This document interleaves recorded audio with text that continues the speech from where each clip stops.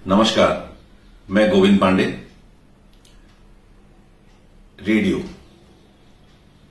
सच कहता हूं आपसे कि बचपन में अगर कोई कहानी या नाटक हमारे कानों में पड़ा तो रेडियो के माध्यम से पड़ा। हवा महल वगैरह हम सुनते थे तो बहुत रोमांचित होते थे और पूरा चित्र हमारे दिमाग में घूम जाता था। तो रेडियो का महत्व आज क्या है? आज भी रेडियो का उतना ही महत्व जितना पहले था। हम शहरों में रहते हैं तो अपनी कारों में आते जाते किसी भी समय में औरतें घर की जो होती हैं अपने किचन में अपने काम करते हुए रेडियो सुनती हैं।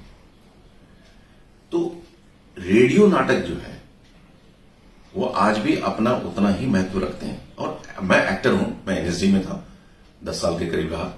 तो बीच बीच में मैं रेडियो नाटक करने भी जाता था। तो मैं आपको बताऊं कि हम लोगों को वहां सिखाया जाता है कि भाई अभिनय 4 प्रकार के होते हैं।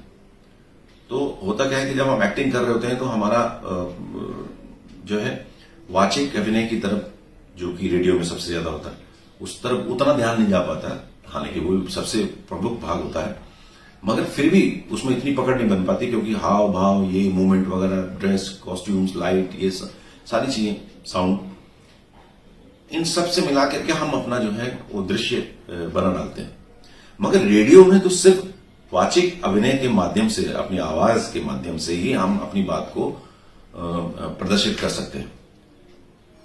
तो एज एन एक्टर मैं जब भी रेडियो नाटक करने जाता था वहां से सीख के आता था और उसका फायदा मुझे यहां होता था कि आप बैठे बैठे भी उतार चढ़ाव से, अपनी भावों से अपनी बात को कह सकते हैं।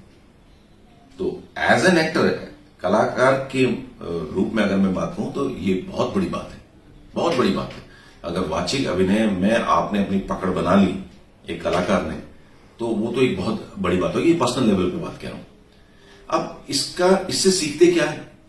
अगर आप इससे कहेंगे भाई आप क्या शिक्षा देता है, ये तो जग जाहिर है कि पहले भी रेडियो पे जो नाटक आया करते थे वो कुछ ना कुछ विषय लेके आते थे, कोई ना कोई बात कहने के लिए होते थे, कोई ना कोई शिक्षा जो है वो देता था।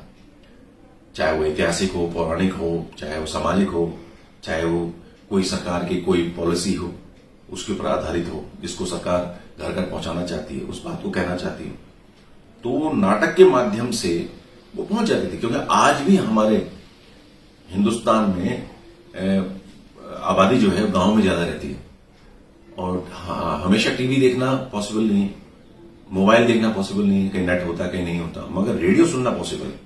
तो खेतों में हो गए, जंगल में हो गए, कहीं पे भी, तो रेडियो नाटकों के माध्यम से, रेडियो कार्यक्रमों के माध्यम से अपनी बात हम वहां तक पहुंचा सकते हैं और पहुंचती भी है।